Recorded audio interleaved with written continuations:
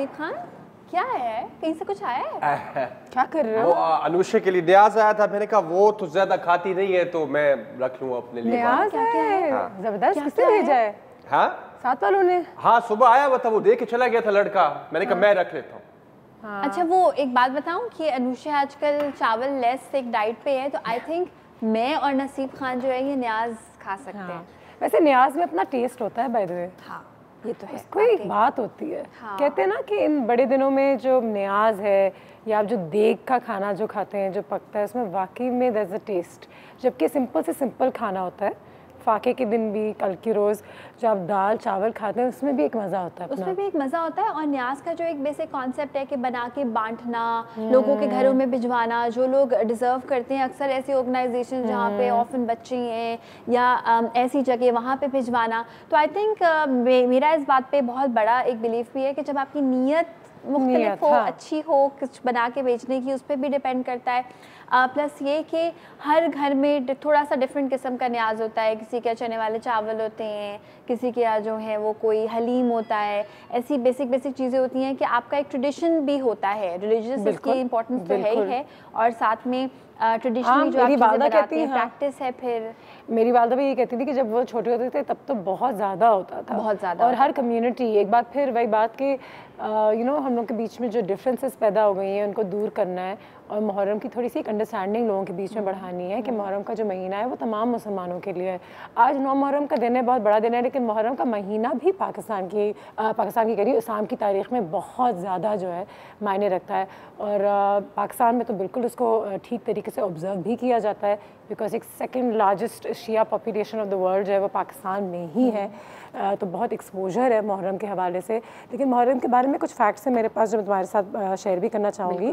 हज़रत मूसा अलैहिस्सलाम की जो विक्ट्री थी, उनके नेशन की जो विक्ट्री थी फ़िरौन के ख़िलाफ़, वो भी मुहर्रम के महीने में भी थी। फिर अब्राहा करके एक शख्स था जिसने काबा को डिस्ट्रॉय करने की कोशिश की थी हाथियों के साथ, लेकिन उसकी भी कोशिश नाकाम रही थी। ये वाक़या भी मुहर्रम में पेश आया था। फिर हज़रत उमर रज़ी अल्लाह ताला अन्हा की असैसिनेशन जो थी वो भी पहले मुहर्रम को ही हुई थी। साथ ही साथ इमाम हुसैन अलैहिस्सलाम, जिनके बारे में हम आज कल पूरे मुहर्रम बात ही करते हैं, करबला के सैक्रिफाइस के हवाले से उनकी फैमिली के साथ उनकी कुर्बानी हुई थी। तो वो तमाम चीज़ें जो है, ये सारी चीज़ें मुहर्रम में भी। इनफैक्ट हज़रत नूह का भी कोई एक वाक़या जो पेश आया था, मैंने कहीं पढ़ा है, I am no expert on this, लेकिन वो भी मुहर्रम के महीने में पेश आया। यानी हर लिहाज से ये महीना जो है वो अहमियत का हामिल है। इसमें वो चीज़ें बिल्कुल, बहुत सारी ऐसी चीज़ें इस्लाम की तारीख़ में जो इस महीने में, और ये सारे वाक़यात अनुष्का वो हैं कि जिन पे जब आप रोशनी डालते हैं दोबारा हमने याद है बचपन में सारी चीज़ें पढ़ी हैं, बार बार इनको याद करती हैं, लेकिन जितना याद करती हैं उतना हमें इस बात का अंदाज़ा होता है कि अभी भी इस एरा में भी हमें वो सबक मिलते हैं चीज़ों से, कुर्बानी के, किसी चीज़ को जीत के कैसा बिहेव करना है उस चीज़ के। तो इट्स वेरी इम्पोर्टेंट। ये जो 2-3 दिन है जो बहुत अहमियत रखते हैं, उनमें सिर्फ ये वाक़या नहीं है कि ठीक है कहीं ना कहीं कोई सेक्ट मातम कर रहा है तो कहीं ना कहीं कुछ हो रहा है, हम उस पर बहुत ज़्यादा एम्फेसिस डालते हैं और एसेंस को भूल जाते हैं, जो मुझे हमेशा बहुत बुरा लगता है। क्योंकि एसेंस ये नहीं है कि ट्रेडिशनली मातम हो रहा है या कहीं नोहा पड़े जा रहे हैं, बिल्कुल सही है, लेकिन इन चीज़ों की अगर आप नीचे जाएँ तो एसेंस कुर्बानी का क्या, हक़ के लिए खड़े होना, सच के लिए खड़े होना, टिरनी के अगेंस्ट कि कोई आप पे जुल्म करे तो उसके अगेंस्ट खड़े होना।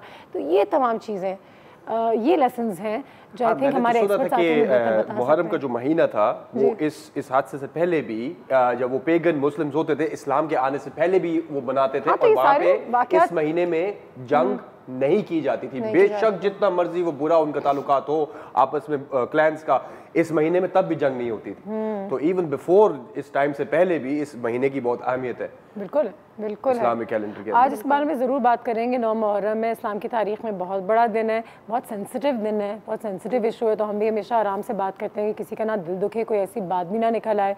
लेकिन ये ज़रूर है कि मैं हमेशा रिक्वेस्ट करती हूँ लोगों को कि जब आपकी गवर्नमेंट या जब टेलीविज़न पर ऐसे ट्रांसमिशंस होते हैं, जब वो इन दिनों के बारे में इतनी बातें करते हैं, तो आप और मैं छुट्टी मनाने के बजाय ज़रूर कोई किताब खोलें या कोई गूगल ही खोल लें, बेशक कोई वाक़या पढ़ें कि why is today so important in the history of our lives, in the history of Islam. तो आपको फिर थोड़ा सा एक बेहतर आइडिया हो जाएगा, और अपने बच्चों को भी सिखाएं।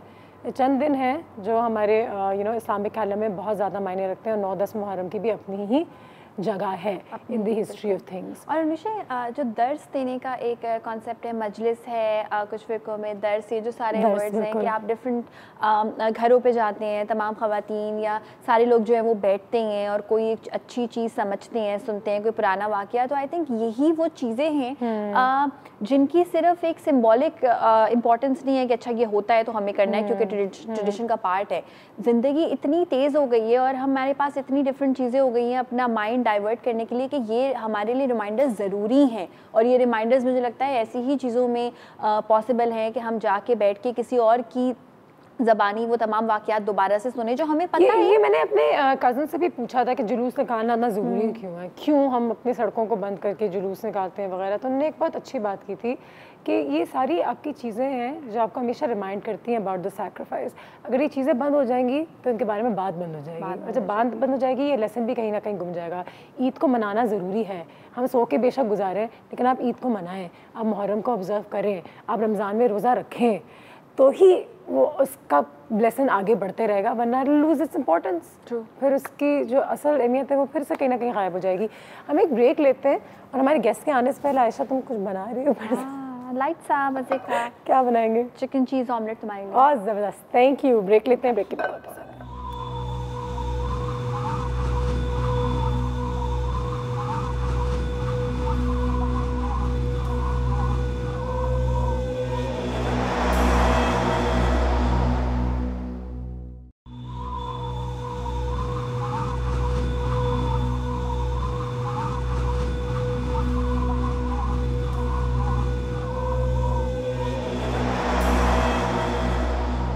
And welcome back. 9 मुहर्रम की जो ट्रांसमिशन है इस वक्त डॉन न्यूज़ पे भी जारी है। Ayesha is in her kitchen and Ayesha तुम्हें आज हलीम बनाना चाहिए था, है ना? आइडियली। पता है मैंने हलीम क्यों नहीं बनाया? क्योंकि तुम्हें याद होगा कि तकरीबन आई थिंक 4 महीने हो गए इस बात को मैंने हलीम बनाया था। और एक मैं अनुषा से हमेशा बात कर रही थी, मैं नहीं चाहती मैं कुछ भी रिपीट करूं, लेकिन हलीम से रिलेटेड बहुत सारे सवाल थे जो कि हर कोई पूछ रहा होता है, तो उसका आंसर मैं ज़रूर दूंगी और वो सवाल भी आपसे डिस्कस करेंगे और उसके लिए हमने खास सेगमेंट रखा है। बिल्कुल। अच्छा, हम चिकन चीज़ ऑमलेट जो बना रहे हैं बहुत आसान है। घर में आपके पास पनीर है, थोड़ी सी भी चिकन है, चाहे वो किसी भी सालन की बची हुई चिकन हो जो कि बोन वाली होती है या बोनलेस चिकन हो, you can easily make it. It's very very nice, बच्चे बड़े शौक से खा सकते हैं। सबसे पहले हमने इसके लिए करना है कि थोड़े से ऑयल में हमने चॉप्ड गार्लिक को हल्का सा पकाना है। और यहाँ पे चिकन मैंने रखी हुई है 100 ग्राम्स, तकरीबन आधा पाव चिकन है और मैंने इसको छोटा छोटा सा काट के रखा हुआ है। एज इट इज़ मैं इसको थोड़ा सा स्टर फ्राई करूँगी और उसके बाद मैं इसमें अंडे का जो ये बैटर है ये मैं ऐड कर दूँगी। So that's nice, we gonna have some chicken in the omelette. Chicken and चीज़।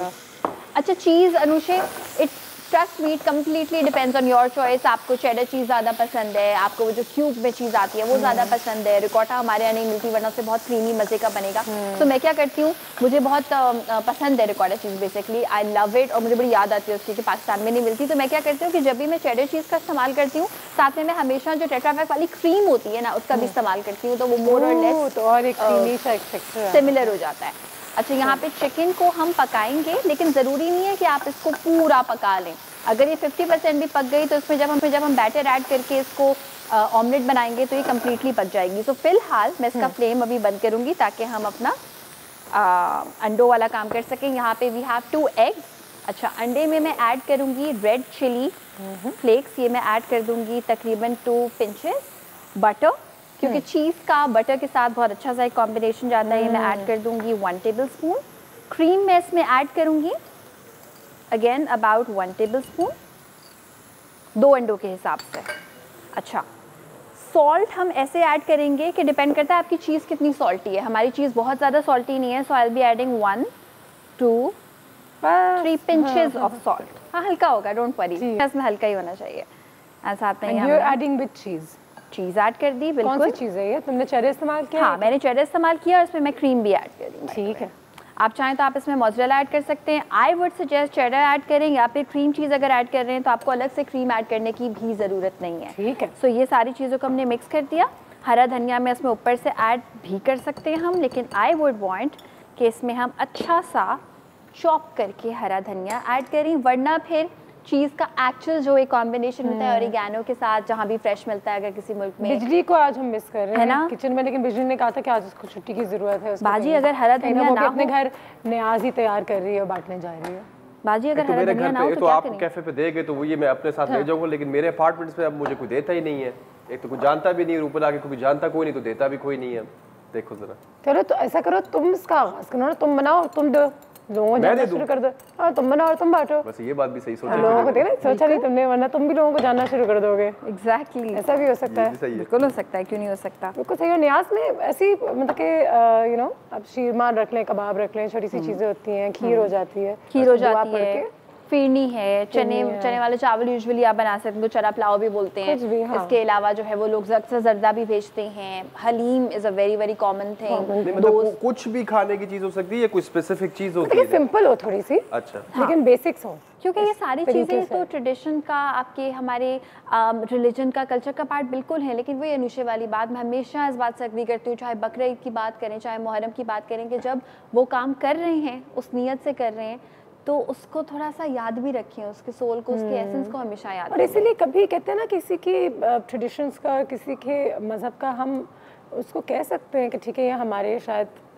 तासुरात नहीं है, लेकिन किसी का मजाक उड़ाना, किसी के ख़िलाफ़ होना वो गलत इसलिए होता है क्योंकि किसी के बिलीफ पे, किसी के यकीन पे आप फिर नीयत की बात होती है। नीयत की बात है, किसकी क्या नीयत है, किसी की क्या नीयत है। और आपकी नसीब खान, या आपकी अपनी जो लर्निंग होती है ना, उसमें बड़ी इंपॉर्टेंस ये बात भी रखती है कि अगर आपको ऐसा लगता है कि मैं सही हूँ और दूसरे गलत हैं, तो ठीक है, आप सही हैं, आप मुसलमान हैं, हम मुसलमान हैं, तो हम अपने ही जितनी भी हमारी हिस्ट्री है उन सारी चीज़ों में जाके वो वाक़यात देखें कि हमारे लिए जो लोग एग्जाम्पल्स थे, हमारे जो प्रॉफिट्स थे, वो कैसा सलूक करते थे दूसरे लोगों के बिलीफ के साथ, उन लोगों के साथ जिनका दूसरा बिलीफ। अगर वो हमने करना शुरू कर दिया ना, तो इमाम अली की तो वैसे भी एक कहानी है कि जिस दिन उनको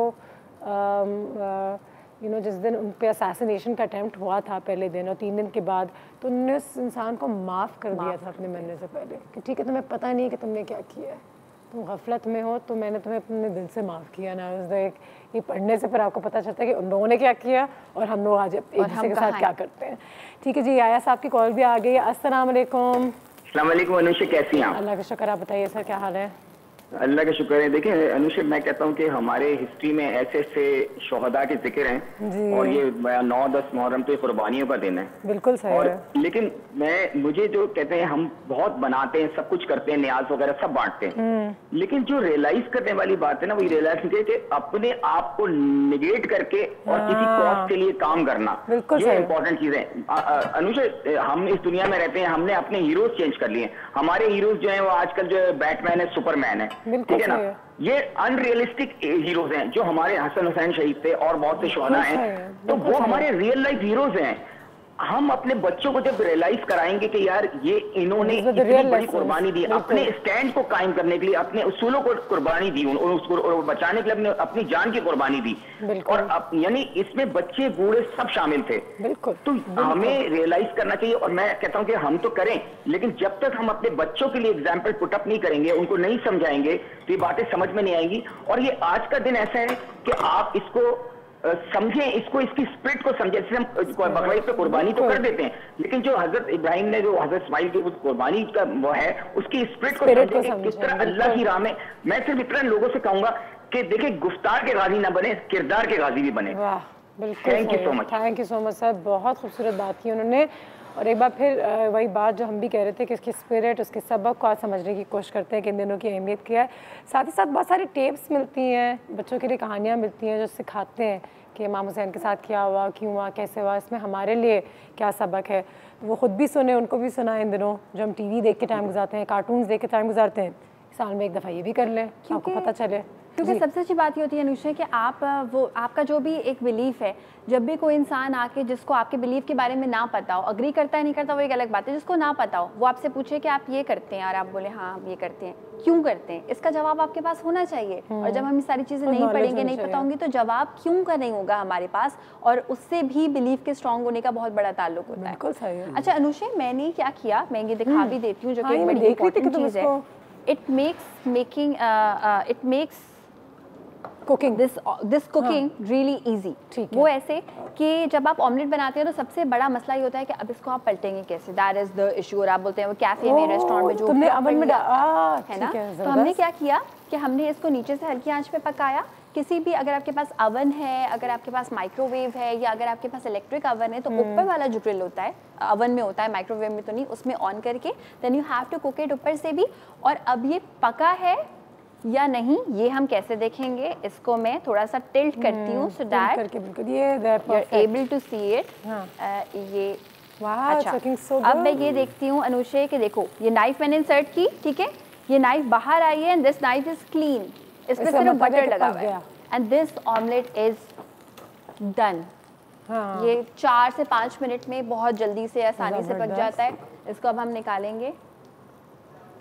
ठीक है जी, ब्रेक पे चलते हैं, ब्रेक के बाद वापस आते हैं। तो नसीब खान आप क्या बना रहे हैं आज? आज जी मैं एप्पल एंड कैरेट जूस बनाऊंगा, बिल्कुल इतना ही सिंपल होगा जितना आज आयशा ने सिंपल चीज़ बनाई है। आप ब्रेक ले लो, उसके बाद दिखाते हैं, समझाते हैं। ठीक है जी, बढ़ते हैं ब्रेक पे।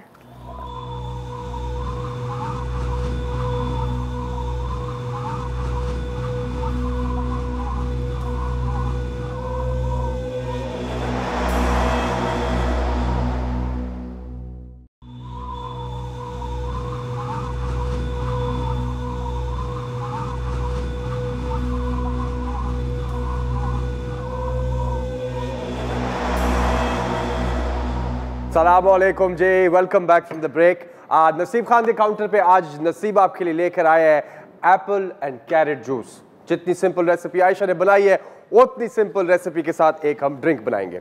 तो चीज़ें इसके लिए क्या क्या तैयार करनी है, आपने एप्पल जूस लेना है, कैरेट जूस लेना है और थोड़े से मिंट लीव्स मैंने रखे हुए और साथ बर्फ रखी हुई है। अच्छा, थोड़ी सी इंफॉर्मेशन मैं साथ दे दूँ। एप्पल जूस तो तकरीबन एक अच्छे एप्पल के साथ 1 कप जूस का निकल आता है, एक अच्छे एप्पल के साथ। हाँ। एक अच्छे एप्पल के साथ तो अच्छा, और जो कैरेट जूस है उसमें जरा ज्यादा लगते हैं, 4 से 6। एक बुरे कैरेट के साथ एक अच्छे लंबे लाल जो हमारे लोकल कैरेट्स होते हैं ना उनसे अच्छा निकलता है। वो जो दूसरे वाले होते हैं ना ऑरेंज वाले, उसमें से जूस नहीं मजे का निकलता। क्योंकि रेड है, रेड कैरेट तकरीबन 4 से 6 जो कैरेट्स हैं उसका जूस हम निकाल देंगे इसमें, सही है। और साथ हम तकरीबन 4 मिंट लीव्स, बड़े पत्ते जो है वो हम इसमें अपनी मशीन में डाल देंगे साथ, ठीक है। अच्छा, एक और न्यूट्रिशनल वैल्यू है, अक्सर लोग अपने एप्पल और ये जो फ्रूट्स होते हैं स्पेशली एप्पल और कैरेट्स जो हैं इनका वो पील कर देते हैं ऊपर से जो होती है, उसमें बहुत न्यूट्रिशनल वैल्यू होती है। अगर आप उसको ना भी पील करें तो आपके जायके में फर्क नहीं आएगा। ये बात कम लोगों को पता होती है, लेकिन हमें तो सिखाई जाती है जब हमने पढ़ा था इस बात को कि इसको पील करने से ज्यादा फर्क आपके जायके में नहीं आएगा और न्यूट्रिशनल वैल्यू आपकी कायम रहेगी। तो हमने कोशिश की है कि कैरेट में रहे, एप्पल का हमने फिर भी उसको पील कर दिया था, अगली बार नहीं करेंगे। चल जाए। तो ये अब इसमें तकरीबन जो आपकी न्यूट्रिशनल वैल्यू है वो तकरीबन जिस तरह का भी 1 कप इसका मैं बनाऊंगा, इसमें 250 ग्राम अप्रॉक्सीमेटली होनी है कैलोरीज। अब अगर आप खाना खाते हैं, अगर आप बाहर जाते हैं, कुछ भी करते हैं, उसके साथ कोई आप ये सॉफ्ट ड्रिंक या फिजी ड्रिंक लेते हैं, उसमें तकरीबन आपकी बहुत ज्यादा कैलोरीज होती है, 500, 600, 800 तक भी आप ले सकते हैं कैलोरी, जो आपको नहीं पता होता। और शुगर लेवल अलग होता है। ये आप खाने के साथ लें, खाने के बाद लें, खाने के साथ लें। इसमें आपको प्रॉपर जो आपको खाने के साथ एक डाइटरी कैलोरीज चाहिए होती हैं वो भी मिल जाती हैं, जायका भी मिल जाता है, और साथ विटामिन ए, पोटेशियम की जो इनटेक है जो आपको खाने में नहीं मिलेगी वो आप इसमें से निकाल लें।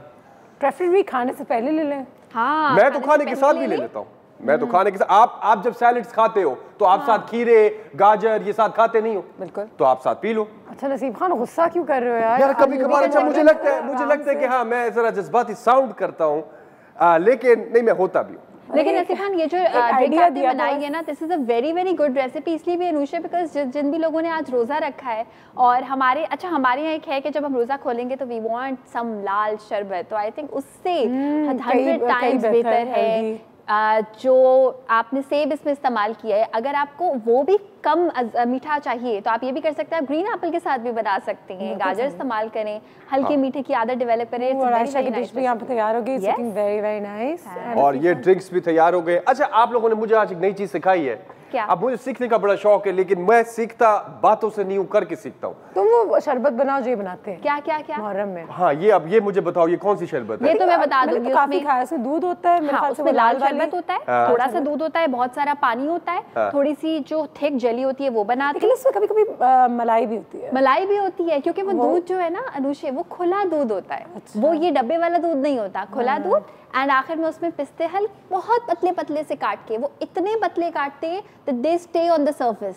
साथ ही साथ मंडी एक्सप्रेस का तुम्हारा ये बहुत ही फ्रेश सा मजे का एक बास्केट भी आ गया। हाँ अनुषे, मुझे आज जो है ना वो शाम के लिए पहुंचा दिया उन्होंने, है ना, शाम के लिए आज अच्छी सी सैलेड भी बनानी थी। सैलेड के लिए आई रियली वांटेड कि गाजर आ जाए मेरे पास, मुझे थोड़ी सी जो गोभी है उसको स्टर फ्राई करना है। I wanted some rocket leaves. सारी चीज़ें मंडी एक्सप्रेस की तरफ से आ चुकी हैं एंड इन सबको मैं अच्छी तरह से धो के सही से इस्तेमाल करूँगी। I am really happy Anushe.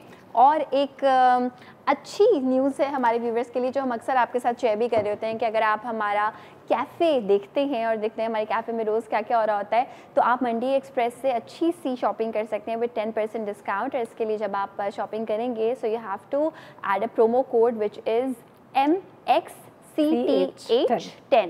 बिल्कुल सही है, तो 10% डिस्काउंट आपको डिस्काउंट भी मिल सकता है। और ये हमारा जो चिकन एंड चीज़ ऑमलेट है अनुषे, दिस इज़ रेडी। इसको एक काम करते हैं ना, सिंस हम अभी देख भी रहे हैं तो मैं इसको थोड़ा सा काट के इसलिए दिखाती हूँ, उससे ये होता है कैमरे पे भी दिखा देते हैं। हाँ, कैमरे पे काट के दिखा देते हैं। उससे ये होता है कि आपको पता चल जाता है कि ये it's well cooked and how soft is. अच्छा थोड़ा सा टिल्ट करोगी तो कैमरे में नजर आ जाएगा। यहाँ से मैं अगर आप इसको देखेंगे तो बिल्कुल अच्छा चिकन जो है ना साइड्स पे से बेशक हल्की सी ब्राउन हो जाए, दैट्स ओके बिकॉज वो साइड्स हैं, लेकिन अंदर से ज़्यादा ओवरकुक नहीं होनी चाहिए। हाँ, लेकिन अंडर कुक भी ना हो। अंडर कुक भी ना हो, ओवरकुक भी ना हो। अच्छा, अंडर कुक होने के चांसेस बहुत कम है, पता है क्यों? क्योंकि जब मैंने चिकन को पैन पे पकाया था ना, हाँ, बस I think baking it was good idea. Pan पे पकाया था, वो सीयर हो गई थी, कलर चेंज हो गया, वो ओवन में गई और फौरन पक गई। जबरदस्त। Yes, this is it. और जोश भी तैयार है, बस अब मेहमानों का इंतजार है कि वो आए, उनको खिलाएं। वैसे नहीं आते तो आज खुद ही खा के देख लेते हैं। वो तो मैं रोज ही करती हूँ। ठीक है, ब्रेक लेते हैं, ब्रेक के बाद वापस आते हैं। कुछ गेस्ट हैं जो हमें ज्वाइन करने वाले हैं, उनसे भी थोड़ी सी बात करेंगे और उससे पहले आयशा का ऑमलेट भी ट्राई करेंगे।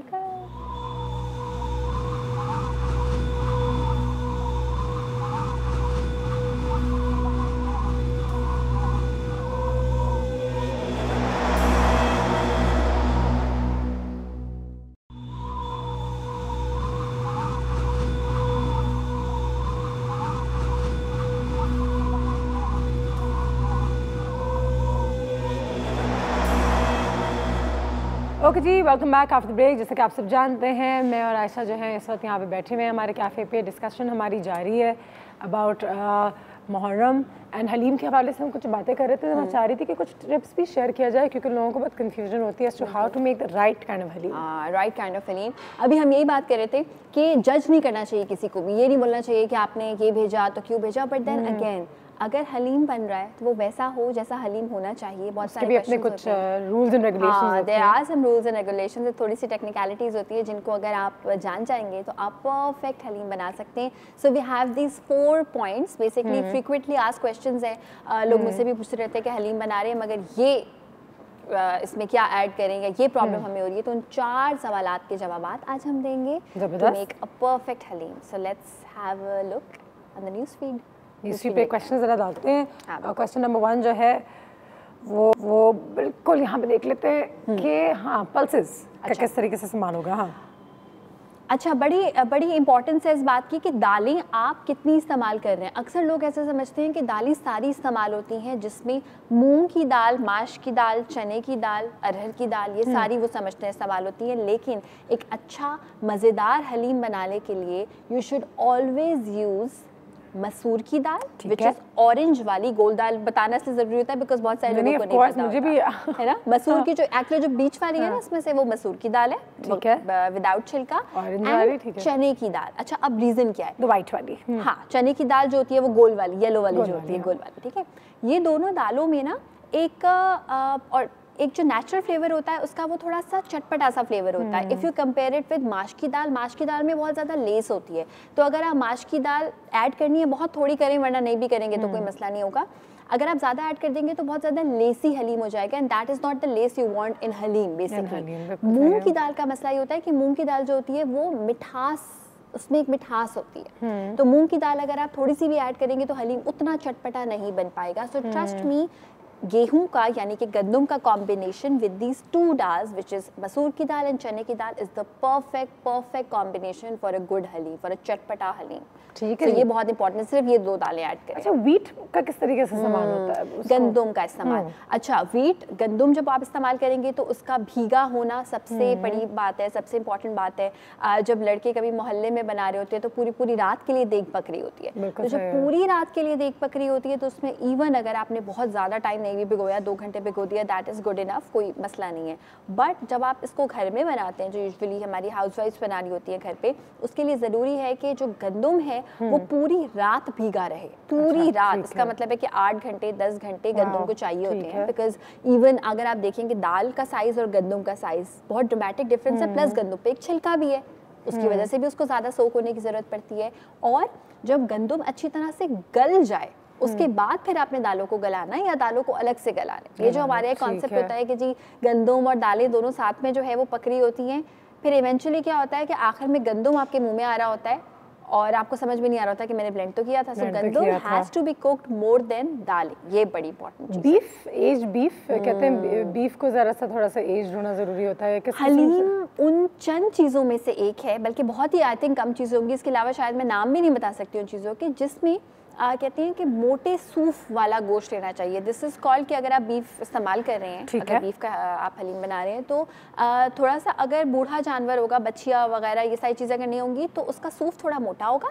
जब सूफ मतलब द थ्रेड ऑफ मीट, जितना ज़्यादा वो एज्ड होगा उतना ज़्यादा उसका जो है वो टिश्यू बारीक नहीं होगा, मोटा होगा। और जब वो मोटा होगा तो उसकी जो एक लेस होती है हलीम की वो बनाने में हेल्प होगी। प्लस उसमें थोड़ी सी चर्बी हमेशा ऐड होती है टू ऐड दैट फ्लेवर, ये ज़रूरी होता है। अगर आप नहीं ऐड करेंगे तो फिर वो दाल ज़्यादा लगेगी और वो हलीम ज़्यादा नहीं लगेगा। ठीक है। और एक और चीज़ कि गलावा बहुत अच्छा होना चाहिए। ऐसा ना हो कि आपने बीफ को एज्ड मीट ले लिया, सही है, उसका सूफ भी मोटा है, लेकिन आपने उसको ज़्यादा पकाया नहीं।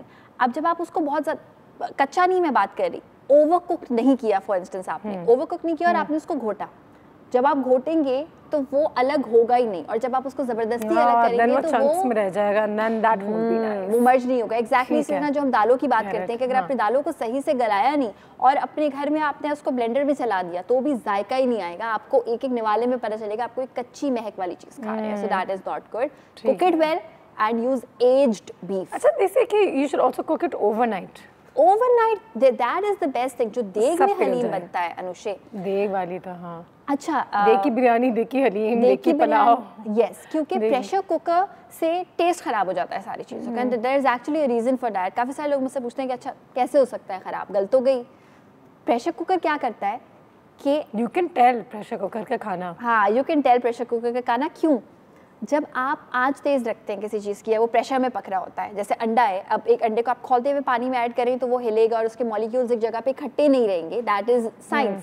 और अगर वो हल्की आंच पे सिमर हो रहा है, एक ही जगह है, मगर उसको हीट मिलती रह रही है तो उसके मॉलिक्यूल्स एक ही जगह पे रहेंगे, that adds to the flavour. Basically ये कॉन्सेप्ट है। सो यस, अगर आप हल्की आंच पे हलीम को पकाएं पूरा दिन, उससे अच्छी लजीज कोई और चीज़ नहीं हो सकती। जी, आखिरी चीज़ देख लेते हैं यहाँ पे, फ्राइड अनियंस। हाँ, फ्राइड अनियंस का इसलिए जिक्र ज़रूरी है अनुषा, क्योंकि बहुत सारे लोग ये शिकायत करते हैं कि हमारा हलीम, जो आप सिमर करने की बात कर रही हैं कि हल्की आंच पे रख के हम छोड़ देते हैं, वो चिपकने लग जाता है। बहुत इंपॉर्टेंट है ये बात कि जब आप हलीम के लिए प्याज इस्तेमाल करें, नंबर 1, हर कोई प्याज इस्तेमाल प्याज का कुरमा नहीं डालते, लेकिन ये कुछ लोग प्याज ऐड करते नहीं, ऊपर से तो ऐड करते हैं। जब आप हलीम का मसाला बना रहे होते हैं ना, गोश्त वाला, तो लोग यूजुअली क्या करते हैं, there are 2 ways of making it. जो लोग प्याज के साथ बनाते हैं वो हमेशा फिर प्याज ही के साथ बनाते हैं, प्याज उसमें लहसुन अदरक, उसमें गोश्त, फिर लाल मिर्च, नमक।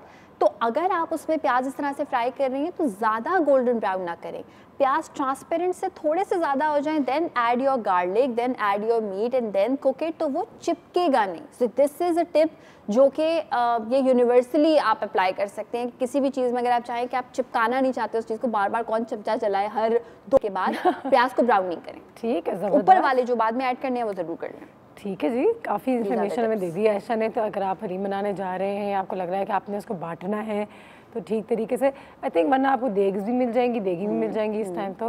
But even on a regular day when you make haleem, so these things are supposed to be kept in mind, and these are some very essential tips.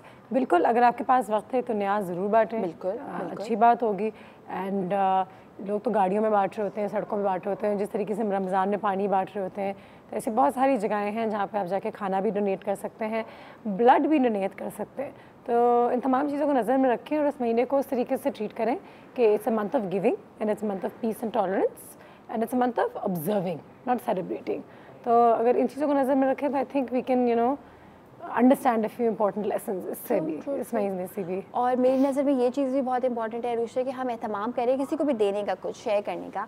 And usually जब हमारे यहाँ कुछ भी बच जाता है, कोई खाना, कोई सालन, तो मुझे ये चीज़ बहुत बुरी लगती है कि ज़ाया हो, या फिर आप ये सोचें कि चलो हम आज फ्रिज में रख देते हैं शाम को और हम कल किसी को दे देंगे। कल आप क्यों दे देंगे? अगर वो आज फ्रेश है और आपके घर में जो भी आपकी हेल्प करते हैं जब वो जा रहे हैं घर, अपने घर के निकलने उस वक्त दे दें। 2-3 दिन रहने की क्या ज़रूरत है? जब तक आप नहीं खाएंगे, जब तक वो ख़राब होना शुरू हो जाएगा तो किसी और के लायक होगा।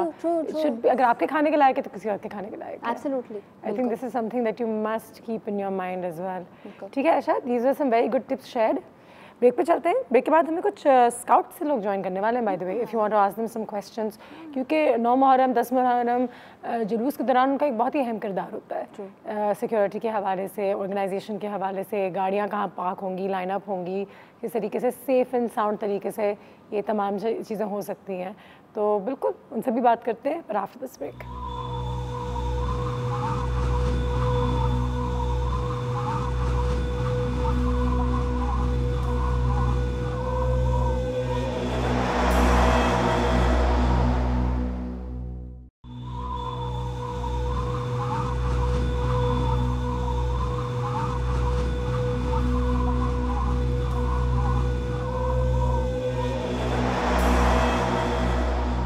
Welcome back after the break. Naseeb Khan और आयशा को भी मैंने कहा रुक जाओ, हमारे पास थोड़े से मेहमान आने वाले हैं, थोड़ी सी देर उनसे भी बात कर लेते हैं। स्काउट्स के हवाले से बात कर रहे थे, उनका क्या रोल होता है during the month of Muharram, specially 9-10 Muharram को जब जुलूस निकलते हैं 40वें पे। इन जुलूसों के दौरान ऑर्गेनाइज़ करना, सड़कों को ऑर्गेनाइज़ करना, किस तरीके से गाड़ियाँ आएंगी, कहाँ गाड़ियाँ पार्क होंगी, लोग कहाँ से जाएंगे, सिक्योरिटी, सेफ्टी, ऑर्गेनाइजेशन, ये तमाम चीज़ें मेरे ख्याल से हमारे स्काउट्स के हाथ में होती हैं। बहुत यंग लड़के भी वॉलंटियर करते हैं। तो हमारे पास हमारे स्काउट से असिस्टेंट लीडर ट्रेनर मौजूद हैं, मोहम्मद सादी जाफरी साहब। उनसे अस्सलाम वालेकुम कहना चाहेंगे। अस्सलाम वालेकुम सर। सबसे पहले तो बहुत शुक्रिया आपके वक्त का, आपके टाइम का कि आप यहाँ पर आए। आशूरा के दौरान जो है और 9 मुहर्रम के दौरान भी जो 2-3 दिन है जो बहुत बड़े दिन है, उसमें स्काउट्स का एक्चुअल काम क्या होता है, क्या ड्यूटीज़ होती हैं? बिस्मिल्लाहिर्रहमानिर्रहीम। एक्चुअली मुहर्रम या 9-10 मुहर्रम की बात नहीं है, साल ये वॉलंटियर सर्विसेज करते रहते हैं और हर चीज़ किसी भी डिज़ास्टर में या कोई भी इंसिडेंट हो, ये हमारे जो स्काउट्स हैं वो हर जगह पहुंचते हैं, वॉलंटियरी सर्विसेज देते हैं। हर बच्चे की एज और उम्र के हिसाब से उनकी क्वालिफ़िकेशंस होती है, वो उस क्वालिफ़िकेशन के मुताबिक अपनी सर्विसेज दे देते हैं। रही मुहर्रम 9 और 10 बल्कि 8, 9 और 10 मुहर्रम को, ये एक ख़ास तौर पे मैं कराची की बात करता हूँ। कराची में बहुत ज़्यादा जो शुरकाए मजालिस है या जो प्रोसेशन है, बहुत ज़्यादा इसकी तादाद में लोग इजाफ़ा हो रहे हैं मज़ीद।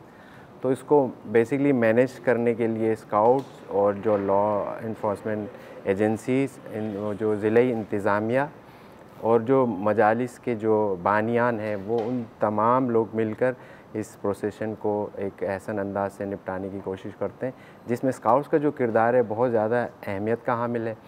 ये जो स्काउट्स के बच्चे हैं, एक तो मुसलसल वो 24 घंटे कहीं ना कहीं कोई ना कोई गैदरिंग हो रही होती है, तो इसके बावजूद ये बच्चे आते हैं।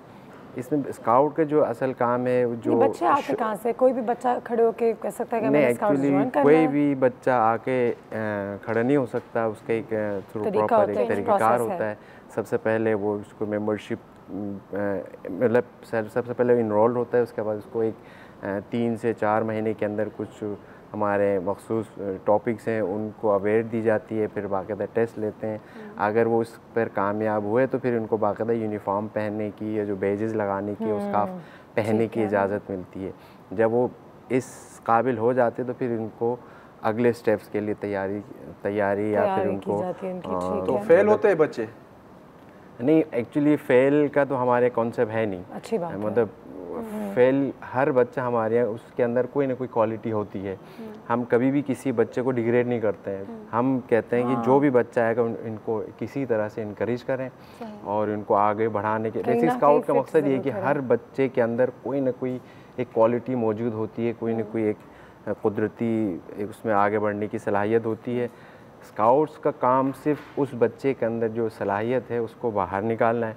लीडर का काम होता है कि वो बच्चे के अंदर कौन सी सलाहियत है जो हम इसको आगे बढ़ाएं, जो उसको जब प्रैक्टिकल लाइफ में अगर जाएंगे तो वो उस स्किल से वो फ़ायदा उठाएं। बेसिकली एक मुआशरे के लिए एक मुफीद शहरी बनाना स्काउटिंग का मकसद है। अच्छा सर, आप कह रहे थे कि ऑब्जर्व करना आपका काम है, तो जब आप ऑब्जर्व करते हैं कि ये इंसान मशकूक है, अब आप अपनी जितना भी आपका एक्सपीरियंस है उसकी बेसिस पे ऑब्जर्व करते हैं, मगर कोई ऐसा मैसेज कोई आप किसी को बताना चाहेंगे कि अगर आप कुछ ये देखें तो देयर इज़ अ साइन कि आप अलर्ट हो जाएं और आप फ़ौरन इंडिकेट करें किसी और को कि कुछ प्रॉब्लम है? जी देखें, हमारे जो स्काउट्स हैं हमारे पास जो आते हैं तो हम हर चीज़ की उनको स्किल्स सिखाई जाती है। मुख्तलिफ स्टेप्स होते हैं, ऐसे नहीं एकदम आप उसको सारी चीज़ें पढ़ाने शुरू कर दें। हमारे यहाँ होती है मंथली यूनिट मीटिंग्स होती है जो 90 मिनट्स की होती है। हफ्ते में एक दिन 90 मिनट की मीटिंग होती है। उस मीटिंग में मुख्तलिफ टॉपिक्स और एक्टिविटी जो फिज़िकली, मेंटली, स्पिरिचुअली चैलेंजिंग होती हैं, बिल्कुल इस तरीके से उनको सिखाया जाता है। उसमें ऑब्जर्वेशन बहुत अहमियत रखता है। फॉर एग्ज़ाम्पल ऑब्जर्वेशन से मिला कि आपके पास कोई बंदा आता है, आप उनके चेहरे पढ़ें, आंखों में आंखें डाल के आप बात करें, तो जो कोई ऐसा इंसिडेंट करने वाला होगा तो वो कहीं ना कहीं आपको हिंस देगा, या तो कंफ्यूज हो जाएगा, या फिर आंखें फेर लेगा, या चेहरे के जो झुर्रे हैं वो थोड़ा सा मूव करेगा, कुछ ना कुछ आपको हिंस देगा। ये स्काउट्स का काम ये होता है कि वो इन चीज़ों को ऑब्ज़र्व करें। ज़रूरी नहीं है, हम देखते हैं मुहर्रम में मुख्तलिफ है, ज़रूरी नहीं मुहर्रम में, मतलब जब क्रिसमस करीब हैं तो उसमें भी हमारे स्काउट्स काम करते हैं। उनका भी सेम यही है कि वो ऑब्ज़र्व करते हैं। कुछ लड़कों का काम होता है कि जो हर बच्चा अपने अंदर एक स्किल्स रखता है, बल्कि सिखाया जाता है। उनकी अलग अलग रिस्पॉन्सिबिलिटीज़ होती हैं। रिस्पॉन्सिबिलिटी हर बच्चा जिस जगह का हो, कोई भी इंसिडेंट हो सकता है। मशकूक फ़र्द या अफराद उनके सामने भी आ सकते हैं, इंसिडेंट किसी और के भी सामने हो सकता है। हर बच्चे के अंदर और इन चीज़ों के बारे में सिखाया ट्रेन होते हैं। फर्स्ट एड जो हमारी जो इब्तिदाई जो इमदाद है, वाक़िदा छोटे बच्चों का उनके एज के हिसाब से उनको फ़र्स्ट एड की ट्रेनिंग दी जाती है, टेस्ट लिया जाता है। अगर वो कामयाब हुए तो फिर उनको उनका जो प्रोफेशन जी बेज जो यूनिफॉर्म पे लगाते हैं, लब लगाने की इजाज़त है। उस बैच के चक्कर में बड़ी मेहनत करते हैं। जी बिल्कुल, बहुत ज़्यादा। इसमें बैच से जो बोला कि आगे हायरार्की होती है कि कोई वो लुक फॉरवर्ड होता है कि भाई लीडर है कोई, तो कोई वो उससे बड़ा है या बिल्कुल जूनियर है, इस तरह के कोई बैचेस होते हैं? हाँ बिल्कुल होते हैं। इसमें अब हमारे यूथ कहलाते हैं, जो 5 साल से लेके 25 साल के दरमियान जो है वो यूथ कहलाता है। जो 25 से ऊपर चले जाते हैं तो वो अडल्ट कहलाते हैं। अडल्ट वो एज ए लीडर आप जो है इस मूवमेंट में आ सकते हैं, एज ए यूथ आ नहीं सकते। फिर लीडर की पहचान ये होती है, उनको उनके क्वालिफ़िकेशन के हिसाब से उनके वेजेस दिए जाते हैं कि अब यूनिफॉर्म से मैं खड़ा हूँ तो जो मेरे सामने लोग होंगे वो मुझे पहचाने कि मेरी इस वक्त क्वालिफ़िकेशन क्या है। इसी तरह मेरे सामने कोई बच्चा होगा, मैं उस बच्चे को जानता ही नहीं हूँ, लेकिन मैं उसके यूनिफॉर्म पे लगाए हुए बेस से मैं उसके रैंक का और उसकी क्वालिफ़िकेशन का मैं अंदाज़ा लगा लूँगा। इस वक्त इसकी ये क्वालिफ़िकेशन बेजेस लगे होते हैं मुख्तलिफ। तो ये मुख्तलिफ जो बेजेस होते हैं मुख्तलिफ वक्तों में ये 90 मिनट्स की जो यूनिट मीटिंग्स उसमें इनको सिखाया जाता है, टेस्ट लिए जाते हैं, फिर इनके रैंक बेजेस बढ़ाए जाते हैं, जिसको हम रैंक बेजेस कहते हैं। रैंक बेजेस कहते हैं। इसे छोटे बच्चों के रैंक बेजेस अलग है, जिसको हम पहला सितारा, दूसरा सितारा, तीसरा सितारा, ये छोटे बच्चों का यानी 5 साल से लेकर 10 साल के दरमियान के जो बच्चे हैं। इसी तरह जो 12 से जो अंडर 17 जो बच्चे, उनका इत्तेहाद तंजीम यकीन फर्स्ट इत्तेहाद है। पहले उससे पहले आपको मेंबरशिप बेस पास करनी होती है, तब आप इंटाइटल है यूनिफॉर्म पहनने के, यूनिफॉर्म पे जो बेजेस लगाने के, स्कार्फ पहनने के। जब तक आप मेंबरशिप बेस पास नहीं करते हैं, आप ये पहनने के मिजाज नहीं है।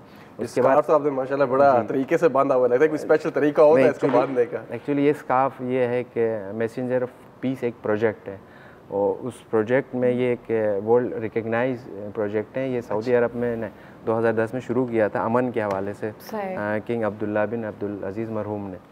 तो इस वक्त वे 2 कंट्रीज़ के बादशाह मिलकर इसको, स्वीडन के कारेल गुस्ताफ है वो इसमें इन्वॉल्व है। उन्होंने कहा कि अमन एक बेहतरीन, इस वक्त ज़रूरत भी है अमन की, तो इस हवाले से उन्होंने पूरी दुनिया में एक प्रोजेक्ट बेट्स, ये एक एक्टिविटी है, इसके थ्रू ये स्कार्फ बेसिकली एक workshop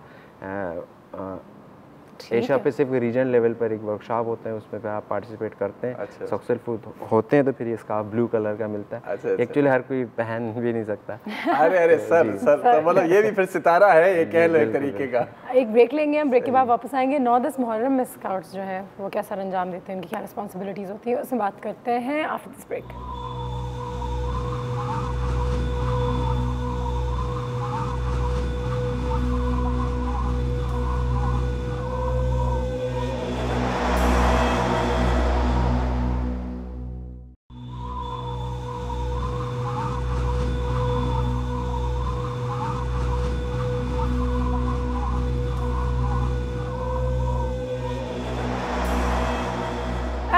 welcome back. Jafri sahab हमारे पास यहाँ पे मौजूद हैं। बात हो रही है स्काउट्स के हवाले से, और स्पेशली इन दिनों में 8, 9, 10 मुहर्रम में स्काउट्स की क्या रिस्पॉन्सिबिलिटी बनती है।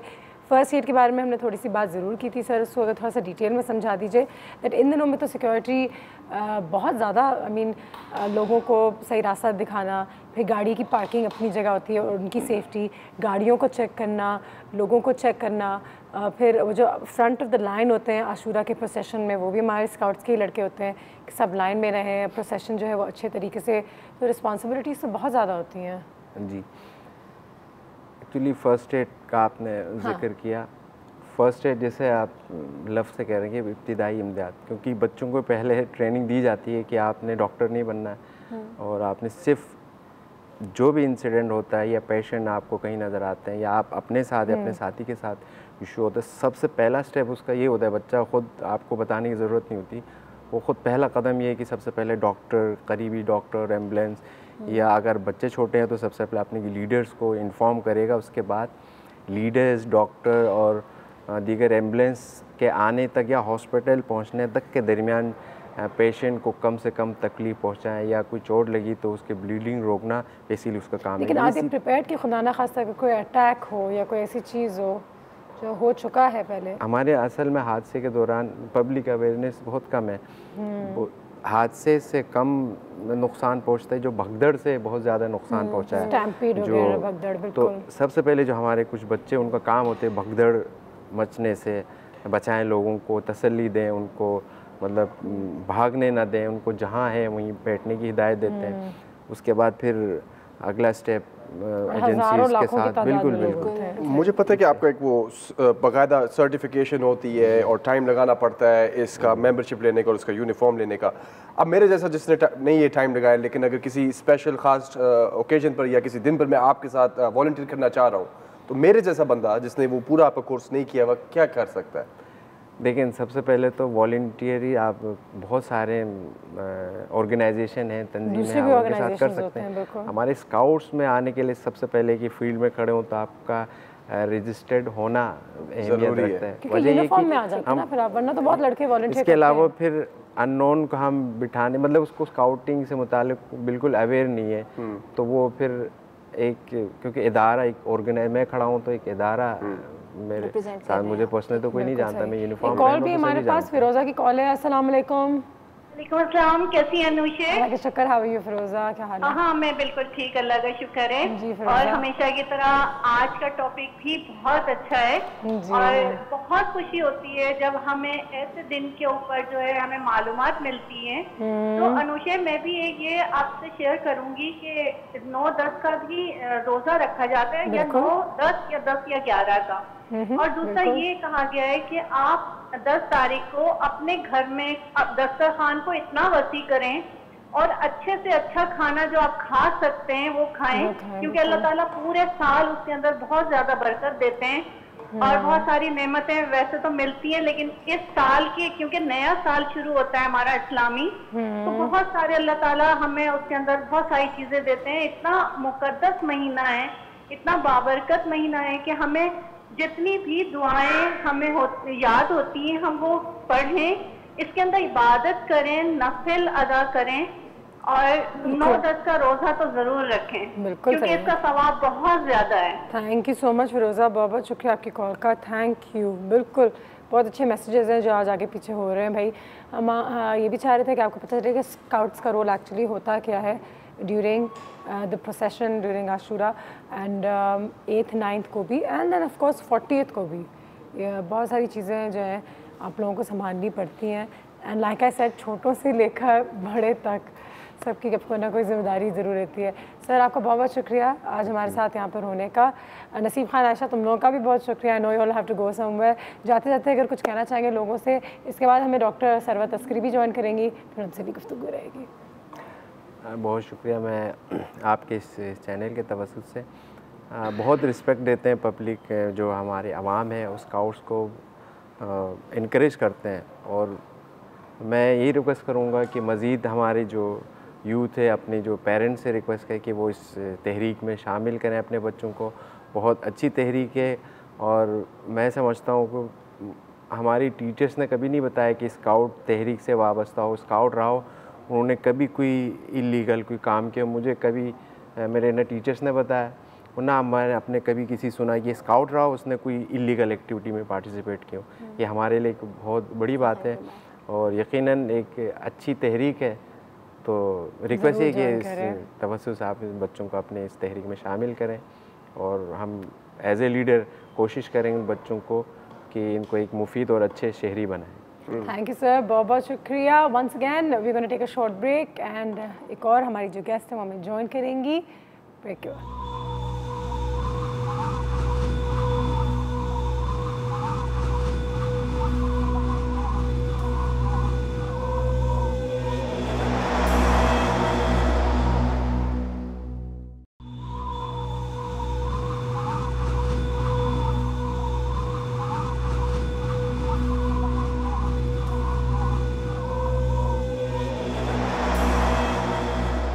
Okay ji, welcome back after the break. जैसा कि आप सब जानते हैं आज 9 मुहर्रम की जो हमारी ट्रांसमिशन है वो इस वक्त जारी है। कैफ़े चाय टोस्ट होस्ट में भी इस वक्त हमें ज्वाइन किया है डॉक्टर सरवत अस्करी ने।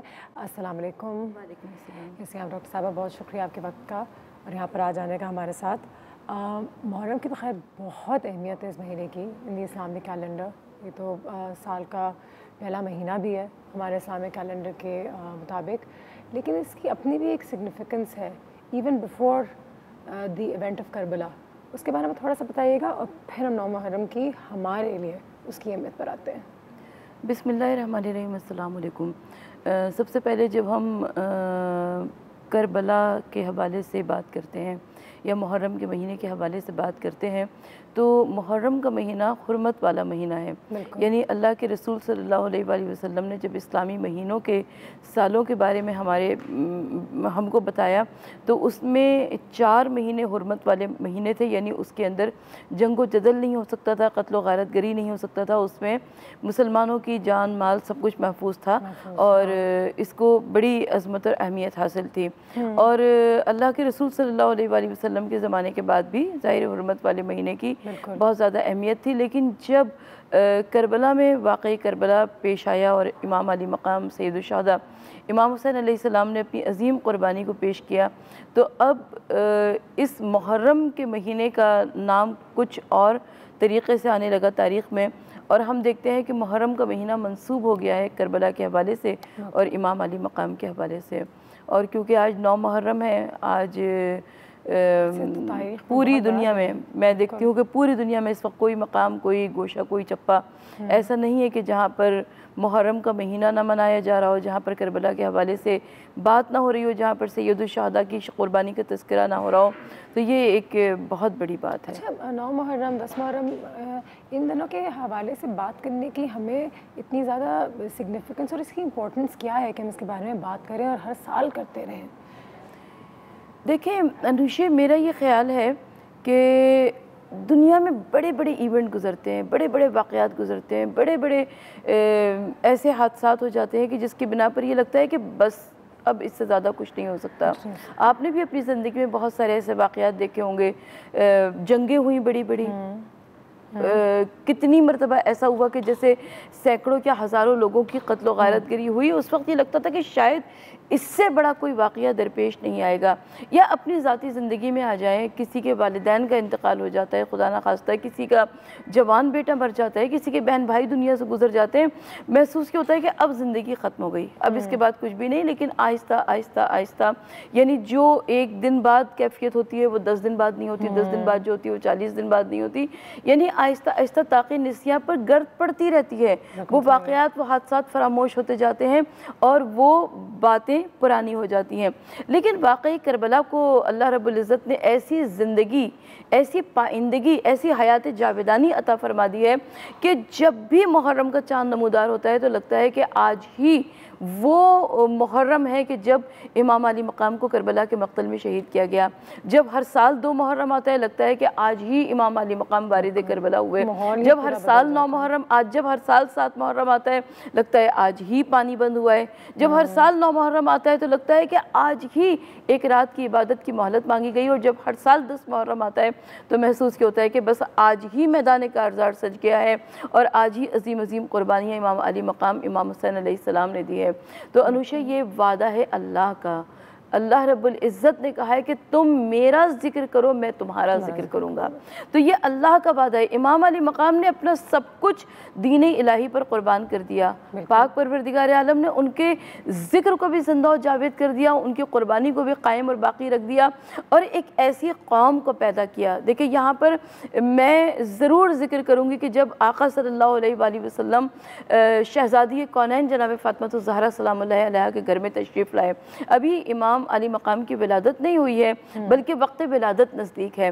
तो आपने देखा कि शहज़ादी कौनैन वज़ू कर रही हैं और आंसू बहा रही हैं।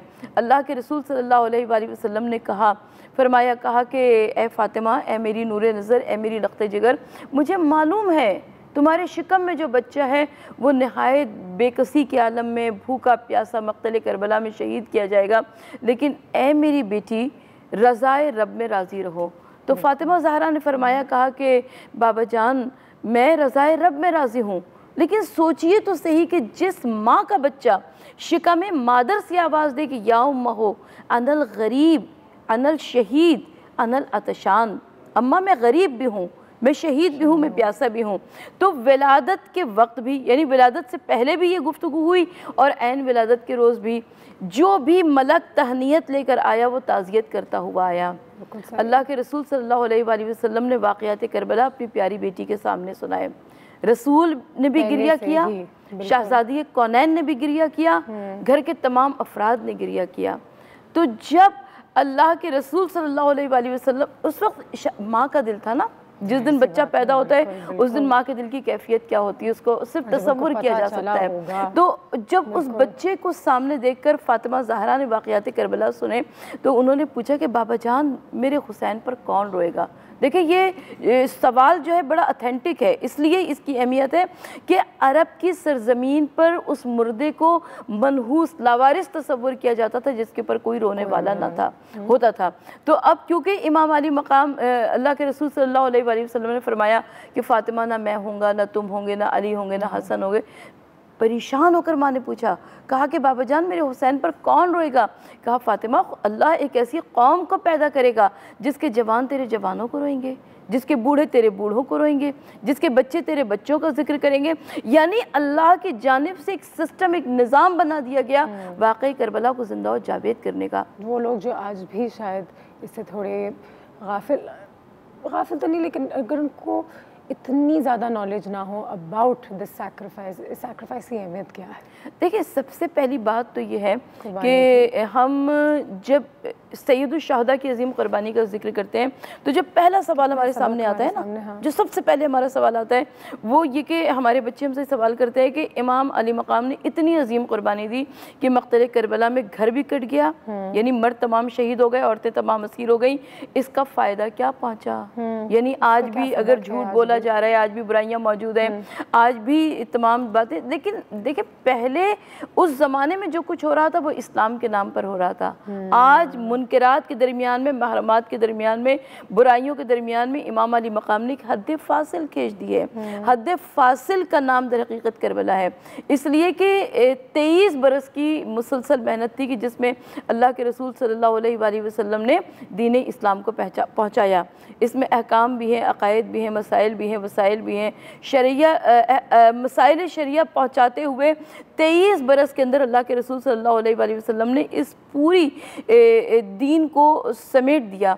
और इस दीन की हिफाजत कब तक के लिए? क़यामत तक के वास्ते। और जब क़यामत तक के वास्ते मज़हब इस्लाम को बाकी रहना है तो कैसे ये मुमकिन था कि इमाम अली मकाम जब देखे कि अभी तो ज़्यादा ज़माना नहीं हुआ है, अल्लाह के रसूल सल्लल्लाहु अलैहि वसल्लम की आंखें बंद हुए हुए। अभी मदीने मुनव्वरा में बहुत सारे ऐसे अफराद मौजूद हैं जिन्हें सहाबा कराम कहते हैं, बहुत सारे ताबईन मौजूद हैं, अभी तो बहुत सारे ऐसे अफराद मौजूद हैं जिन्होंने अपनी आँखों से अल्लाह के रसूल सल्लल्लाहु अलैहि वसल्लम को दीन इस्लाम के अहकामात पहुँचाते हुए देखा। तो अब जब अलल ऐलान हलाल को हराम करार दिया जाने लगा, हराम को हलाल बताया जाने लगा, जायज़ को नाजायज़, नाजायज़ को जायज़ बताया जाने लगा, यानी मज़हबी इस्लाम के जो बुनियादी नुकात हैं, जो शरीयत इस्लामी के बुनियादी नुकात हैं, उनको मस्त किया जाने लगा, तो आगे कौन बढ़ता? रसूल का नवासा न बढ़ता, हुसैन न तो कौन बढ़ता तो आगे कौन बढ़ता? नूशे देखिए, ये मेरे और आपकी भी ज़िंदगी के तजुर्बात होंगे कि अगर हमारे पास हमारे पेरेंट्स की कोई कीमती चीज़ होती है, हम उसकी हिफाजत करने की कोशिश करते हैं। जितनी लायक औलाद होगी, जितनी लायक औलाद होगी, उतने अपने वालिदैन की ख़यालात की, उनके तहरीक, उनके मिशन की हिफाजत करेगी। तो इमाम अली मकाम ना आगे बढ़ते तो कौन बढ़ता? इसलिए कि उन्होंने देखा है कि उनके नाना ने कितनी हिफाजत की है, और इमाम अली मकाम तो वैसे ही वारिस मोहम्मद मुस्तफ़ा सल्लल्लाहु अलैहि वसल्लम। आज हम जितने तमाम मुसलमान हैं जिस ट्रांसमिशन को भी देख रहे हैं पूरी दुनिया में हैं, हमें 9, 10 मुहर्रम, 8 मुहर्रम में हमारे क्या ड्यूटीज़ हैं टूवर्ड्स आवर रिलीजन, और हमें किस तरीके से बिहेव करना चाहिए, इस पर थोड़ी सी बात करेंगे इस ब्रेक के बाद।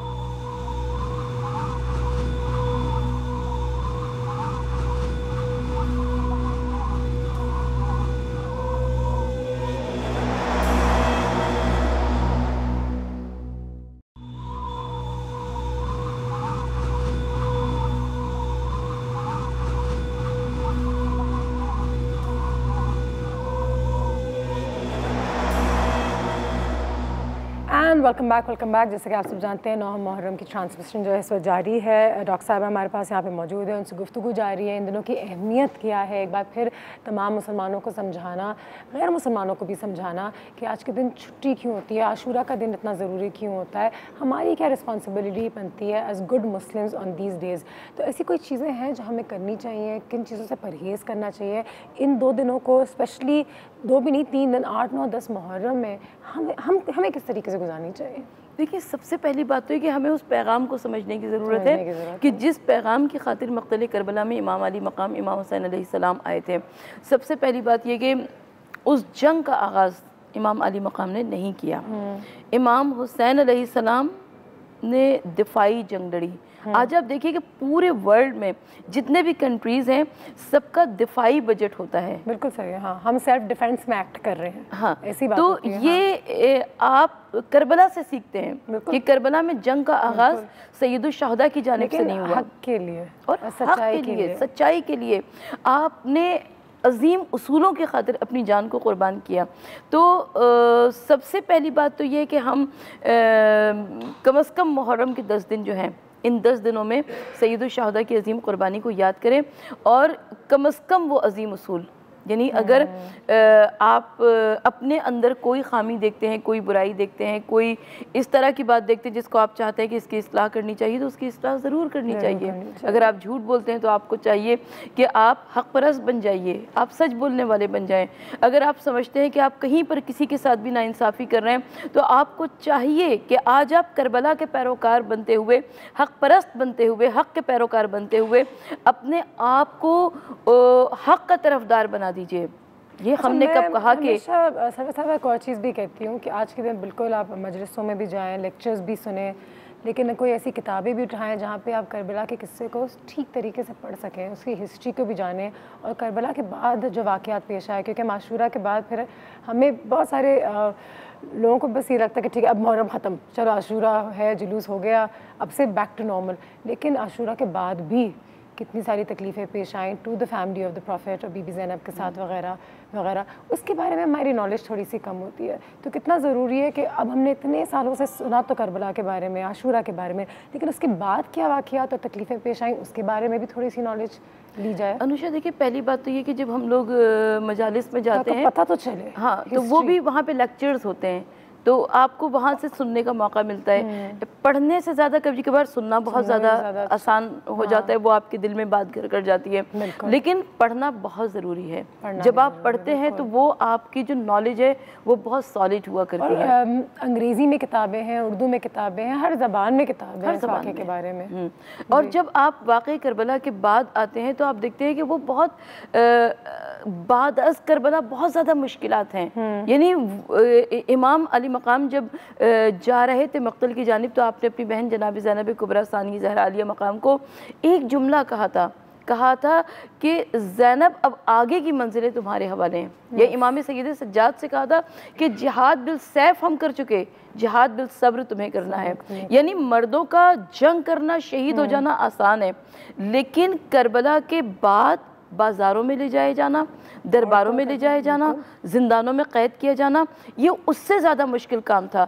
लेकिन मेरा सलाम हो इमाम सैयद सज्जाद पर, इमाम बीबी ज़ैनब कुबरा पर, कि इन्होंने इतनी हिकमत अमली से और इस कदर खूबसूरती से इस पूरे महाज को फ़तह कर लिया कि जब यजीद ने अपने दरबार में 700 कुर्सी नशीनों के मजमे में और अहले बैत अतहार सामने रसन बस्ता खड़े थे, तो जनाब ज़ैनब कुबरा से कहा कि तुमने देखा कि तुम्हारे साथ अल्लाह ने क्या किया? और जनाब ज़ैनब ने फरमाया कि मैंने करबला में सिवाय हुस्न जमाल के कुछ नहीं देखा। ये इतना लाजवाब एक जुमला है कि 1400 बरस गुजर गए, मगर आप इसके ऊपर सोचते जाते हैं, तफक्कुर करते जाते हैं। जितना तफक्कुर करते हैं उतना आपके आगे राहें रास्ते खुलते चले जाते हैं कि अली अकबर के कलेजे पे बर्छी का फल लग जाना हुस्न जमाल था, अब्बास के बाजू कट जाना हुस्न जमाल है। ये इश्क़ इलाही है, ये इरफान इलाही है। ये जब इश्क की मंजिलों पर पहुंचते हैं तो बड़े से बड़ी कुर्बानी देते हुए इंसान मलाल नहीं करता, एक सेकंड के लिए नहीं सोचता। कोई मैसेज आज के दिन जितने लोग इस वक्त हमें देख रहे हैं 9 मुहर्रम के हवाले से, कि आज की शाम, आज की रात क्या अहमियत रखती है और हमें एक आम मुसलमान को क्या करना चाहिए इन दो रातों में? एक आम मुसलमान को मैं कहती हूँ आप कुछ नहीं कर सकते, फाका भी होगा, ये तमाम चीज़ें होंगी।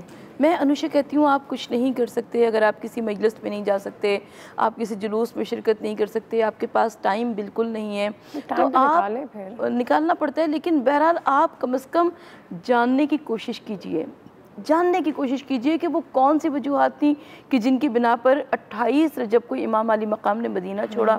वो कौन सी वजूहात थी कि जिनकी बिना पर कि जब पूरी दुनिया से मुसलमान सिमट कर खाने काबा में जमा हो रहे थे, ऐन उस वक्त हालत एहराम को हज के एहराम को उम्र से तब्दील करके इमाम अली मकाम खाने काबा से रुखसत हो रहे थे। वो कौन सी वजूहात थी जिनकी बिना पर फर्जंद रसूल मक्तल करबला में आ गए? वो कौन सी वजूहात थी कि जिनकी बिना पर रोज़े आशूरा 9 खुतबात इरशाद फरमाए? वो कौन सी वजूहात थी कि जिनकी बिना पर आले रसूल ने असीर होना पसंद किया, ज़िंदान में क़ैद होना पसंद किया, लेकिन बातिल क़ुव्वतों के सामने सर न झुकाया? जब इन बुनियादी सवालात के जवाबात मिल जाएंगे तो हर फिक्र करबलाई हो जाएगी और हर दिल करबलाई हो जाएगा। वाकई बहुत बहुत शुक्रिया डॉक्टर साहिबा, thank you so much for being here today. इसी के साथ आज की ट्रांसमिशन हम यहीं पे अपने कैफ़े चाय टोस्ट होस्ट के ख़त्म करते हैं। कीप वॉचिंग डॉन न्यूज़, इंशाल्लाह we will see you tomorrow. अल्लाह हाफ़िज़।